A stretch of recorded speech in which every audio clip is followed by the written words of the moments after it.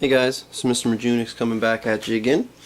This time I want to show you a special preparedness bag I put together this winter. There was a special need for it, so I had to invest a fair bit into it. Basically, it's a recovery system for vehicles. I was saying earlier, the weather in my road and my area has been so bad this year. I've had to recover numerous vehicles from some pretty bad situations on my road. Luckily, knock on wood, I didn't get stuck myself too bad this year.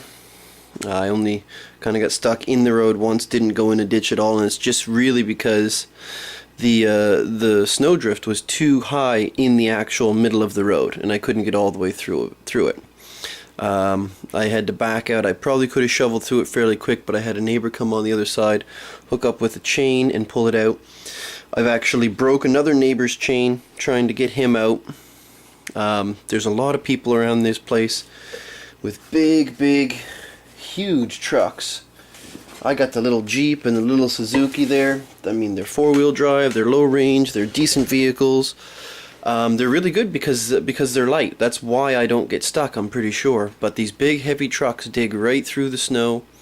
You know, we had like probably 6 to 8 inches of snow in around our area, and the big trucks sometimes they'll just, you know, the drivers just spin their tires, dig right through, and dig themselves a hole.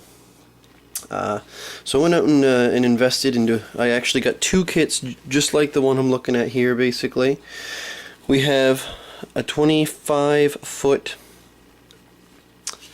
17,000-pound braking strength recovery strap.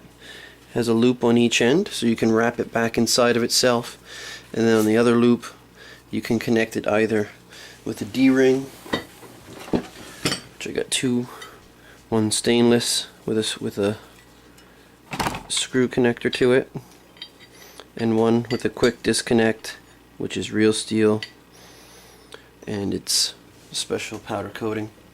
I got both of them, 2 in each kit, just to see which one does better. I think they'll both probably last me forever. I have an axle strap, which can also be used as a tree strap around a tree to kind of put the actual D-ring around. Now, if any of you actually just want a quick little recovery system for a vehicle, which will probably work for anything, I would recommend just this rope. This is about $25-30 bucks. You can get it on Amazon. That's Canadian, so it's probably even cheaper in the United States.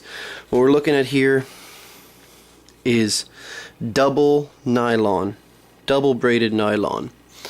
So there's one braid on the inside, one braid on the outside. I believe this is 5/8 of an inch. It has a really good stretch factor. It's actually dock line for tying up a boat. It has a really good stretch to it, so just like the recovery strap, you don't want to jar a vehicle when you have one vehicle. You know, one vehicle is stuck and you have another vehicle pulling on it. You don't want to jar and have the vehicle pull hard. That's what happens with chains. It jars the frame of the vehicles, both vehicles, and it pulls on that chain really hard. So the recovery strap has a set stretch factor, which is safe based on the about half of the braking strength. So with a 17,000-pound braking strength, you're looking for anything really less than 9,000 pounds you can actually pull with it. It's a little bit more than half, but the big problem is if I wanted to tow something too light, it's so strong that it would once again pull like a chain. So as an alternate, I do have a quick recovery if I ever come across a four-wheeler or something that's stuck. This, you know, little line with the 8,500-pound braking strength and a little D shackle in it already. But if you guys want to just have something in your vehicle, it doesn't take too much space, this dock line has a 14,000-pound braking strength, and it is already looped and braided back into itself on the other side. And then you just really need to know how to tie a proper knot. If you have a knot, this one's coming from the other vehicle, let's say, and then this one is just what you have to work with. You want to tie a bowline knot, so you just twist that here, you go in through it, back around that stump they call it, back up through. Tie that knot. Now that knot, you can pick the vehicle up with that, and then afterwards you can take it out with your bare hands. It will cinch up tight as it has to hold anything there, and then you can take it out with your bare hands, and you don't need to cut the rope, or it's not cinched up in too much of a knot or anything. So hope I helped you guys out here today. Think about helping your neighbors when they get stuck, or even get yourself out. I tell you, I have a kid in each of these vehicles now, and it's a good investment. I had quick little story. Right after I got this, I ordered all this stuff because of how much issues we've been having this year with stuck vehicles, and it wasn't the whole kit. Everything I ordered didn't actually even come in yet. I had 2 of these straps. These 2 straps came in. None of the rest of it came in yet, and I had this sitting in my vehicle. And I went to go leave my road. I live about a kilometer back, probably, on a private road.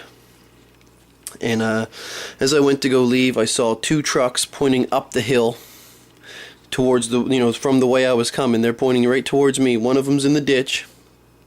It's a extended cab Ford F-150 in the ditch with the axles, buried on dirt, completely hung up. I parked my vehicle, I got out, I looked at it. In front of it was my other neighbor's big Dodge truck, jacked up, big tires, and in between the 2 was lying a rope that already had breakage points 2 places along it. So I had to go see my neighbors. That scenario pretty much told the story of what happened there. And my neighbor said, oh well, we're gonna see if we can get that truck out, but we have no idea how we're gonna do it. And I said, well, I have an idea how we're gonna do it. So we took this little strap, put it around itself, and then on the trailer hitch of the Dodge truck that was trying to pull the Ford out. And I got my Jeep Wrangler, put it in low range, locked the front diff, and then I put the rope that they were breaking on that, because they're such big heavy trucks, they pull with so much force. The Jeep's a little lighter, so I took that other one and I said, I'm going to pull on the Dodge, and we'll have the Dodge pull the Ford. And it still took a lot of pulling to get that out of there, but we were able to do it, which is really good, because my other neighbor said he was probably going to have to spend like $100 trying to get a wrecker up there. But my other neighbor that was helping us with the Dodge said it's very likely a wrecker wouldn't even come up this far on a private road in that nasty weather. So tell me what you think. If there's anything else you think I should need or want. I do still want a winch. I'd love to have that. Oh, there is one other part to this kit which is fairly decent. It's just a little snatch block. Just a little snatch block. Now I just kind of sized these up online, so you don't really have them in real life to play with, but it basically turns out to be just about perfect. That rope just fits in there and pulls through that, and that's just about perfect. So we can cinch that up with one of those D-rings on that tree strap there, and I could pull along the road, but I could pull them straight out of the ditch if there's weird angles or something I need. So anyway, guys, thank you again for watching this, and yeah, let me know your comments or thoughts on it. Thanks. Bye-bye.